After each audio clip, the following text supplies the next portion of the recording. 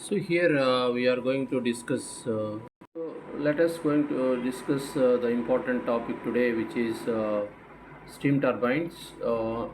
In steam turbines, the turbines are classified as impulse and reactant turbines.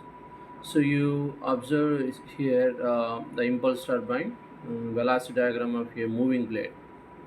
So here you see some of the parameters which you observed in the velocity diagram, which is CBL for inlet and outlet triangle. So the blade velocity, the linear velocity of moving blade. C1 is absolute velocity of moving blade. CW1 is wheel velocity of moving blade. It's nothing but tangential component of absolute velocity. Next, CR1 is the relative velocity of steam to moving blade at entrance. CF1 is velocity of flow at entrance of moving blade. Is the axial component of steam velocity. So same for CWO, CO, CRO, CFO are related to the outlet triangle. The whatever the steam is coming from the blade, termed as the suffixes as O. Next, coming to the alpha, beta, theta, pi, which are alpha is nozzle angle, and beta is angle with discharging steam makes with the tangent of the wheel at the exit of moving blade. Theta is entrance angle of moving blade, and pi is the exit angle of moving blade.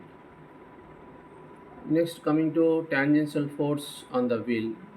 So mass of steam and change of velocity, ms cw1 minus cw0. Cw is very important point here. So wheel velocity outlet is always negative as steam discharged in the opposite team to the blade motion. Therefore, the tangential force becomes mass of steam into wheel velocity of inlet plus wheel velocity of outlet. Okay, you observe the beta angle less than 90, and if you beta is greater than 90, the tangential force is mass of steam into wheel velocity minus inlet minus wheel velocity of outlet. Next, work done on moving blades. uh, See, that is the force into distance traveled by second, that is the power per wheel. It's a mass of steam into wheel velocity, which is sum of wheel velocity of inlet plus wheel velocity outlet into blade velocity.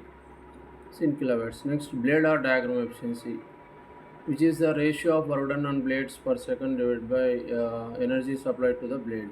Uh, Energy is a kinetic energy. Observed here, the denominator is half me square, of mass of steam into absolute velocity of steam square of. So you will get finally the term is 2 times of blade velocity into wheel velocity divided by square of steam velocity. Next is steam efficiency. This is stage efficiency. Stage efficiency is defined as ratio of work done on blade per kg of steam to the total energy supplied per kg of steam. It's the blade velocity into sum of the wheel velocities divided by difference of enthalpies before and after expansion through nozzles. Next is nozzle efficiency. Nozzle efficiency is defined as energy supplied to the blade per kg of steam to the total energy supplied per kg of steam. Next is what you observe, that is of C1 square divided by H1 minus H2 is C1 square by 2 of enthalpy difference. So from the stage efficiency and nozzle and blade efficiency, you will get the one formula as stage efficiency is equals to the blade efficiency into nozzle efficiency, which is 2 times of blade velocity. So finally, you will get the blade velocity into sum of the wheel velocity divided by enthalpy difference. Next, coming to axial thrust. Axial thrust is on the wheel is due to the difference between the velocities of flow at entrance and outlet. Its axial force of thrust on wheel is equal mass of steam into axial acceleration. So there is the mass of flow, difference of flow velocities of inlet and outlet. Next is energy converted into heat by blade friction, which is a loss of kinetic energy during flow over blades, which is mass of steam into square of relative velocity inlet minus square of relative velocity of outlet. Next, another important point is blade velocity coefficient, which is denoted by small k. This is generally it is in between 10 to 15%. You will take this value if the blade velocity coefficient is not given, right? Next, in impulse turbine, if friction is neglected, the relative velocity will remain unaltered as it passes over blades. In actual practice, the flow of steam over the blades is restricted by friction. The effect of friction is to reduce the relative velocity of steam as it passes through over blades. Cr naught equals to k times of Cr1. Cr1 equals to relative velocity of steam at inlet, Cr velocity of relative velocity of the outlet. Since Cr naught is always less than Cr1. Next, another important is the expression for optimum velocity of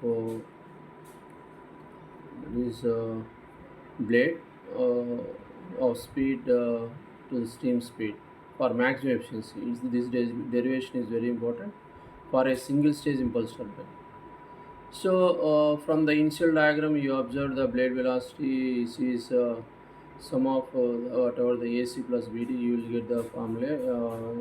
And the next one is wheel velocity, uh, and the next in general theta and pi are nearly equal for impulse turbine.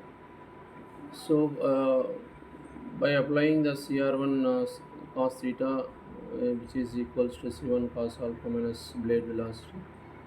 So from equation 1 you will observe the so wheel velocity is C1 cos alpha minus blade velocity of 1 plus k by z. So finally you will observe the blade velocity is 2 rho of cos alpha minus rho of 1 plus kz. Here rho is the blade speed ratio, which is the ratio of blade velocity to the steam velocity. Next is so after getting the values you will get the cos alpha minus 2 rho is equal to 0. Finally rho is equal to cos alpha by 2. Then for again we will differentiate by squaring of the above value. So finally you will get the blade velocity for maximum conditions. The ratio is you will get the value in terms of chi square alpha by 2 of 1 plus kz. So if blades are asymmetrical means the theta value is equals to pi, and there exists no friction in fluid passes. So then you will get the value of z equal to 1, and that is k is equal to 1. Finally you submit in this relation the blade velocity for maximum conditions you will get in cos square alpha.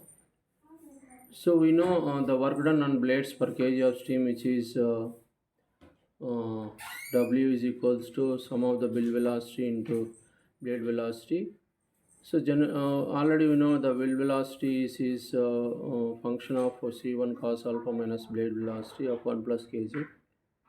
So finally you will get the for maximum conditions work done is 2 times of square of blade velocity. And for variations of blade velocity, blade efficiency or work developed per kg of steam with respect to the blade speed, that is blade speed ratio, which is the ratio of blade velocity to steam velocity. So you'll observe the in first condition the blade speed ratio is 0.